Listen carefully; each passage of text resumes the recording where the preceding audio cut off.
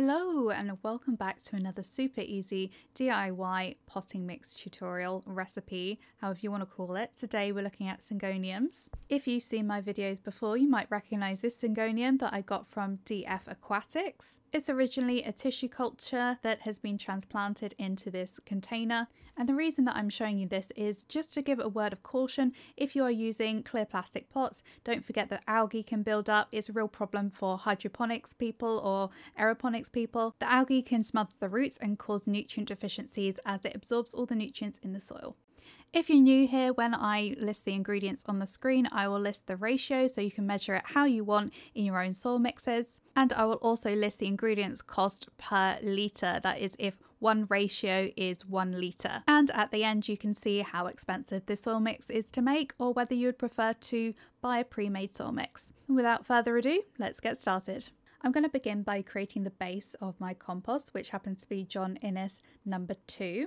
This is a formula of compost, not a brand. You can buy many different brands of it, but you can look up on the RHS website and it has the recipe to make this base. It basically consists of loam, peat substitute or peat, and coarse sand, and then number 2 contains ground chalk. This mix I found to be a particularly good consistency for houseplants in general. Next we add 1 part perlite for aeration. And then, as Sygoniums typically live in the wild in nutrient-rich forest floors, tropical forest floors, we're adding some worm castings for that nutrient boost. Sygoniums are pretty tolerant to moisture. They've been found to survive flooding areas or living in marshy areas. And so if we're keeping that soil nice and moist, we want to add some activated charcoal to fight against any pathogens in our compost. Lastly, I'm adding some small pieces of lacquer.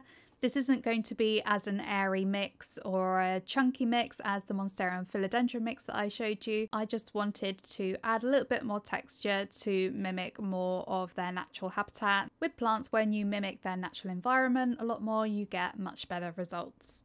Something that I recommend but is optional because it's quite expensive is adding mycorrhizal fungi to the soil, which basically works symbiotically with the plant's root system and helps improve the soil around it, nutrient retention and resisting other diseases. When I do a completely peat-free version of my soil mixes, mycorrhizal fungi is something that I definitely want to add to my soil base. And it's definitely recommended if you're buying a pre-mixed houseplant mix, because you know that it's probably been sterilized along the root and all the beneficial bacteria and fungi has been killed off in the soil through the sterilization process.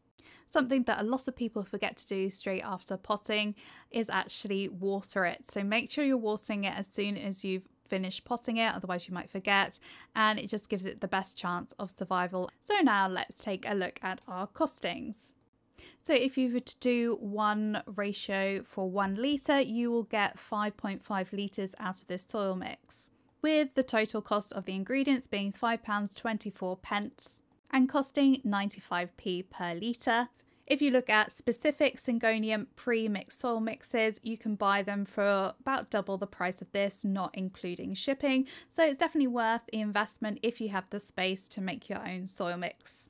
And that is all for today's video. If you would like to see more of my recipes, just tell me what plant you would like to see next and I will make another video on that. Don't forget to like and subscribe, and I'll see you in the next one.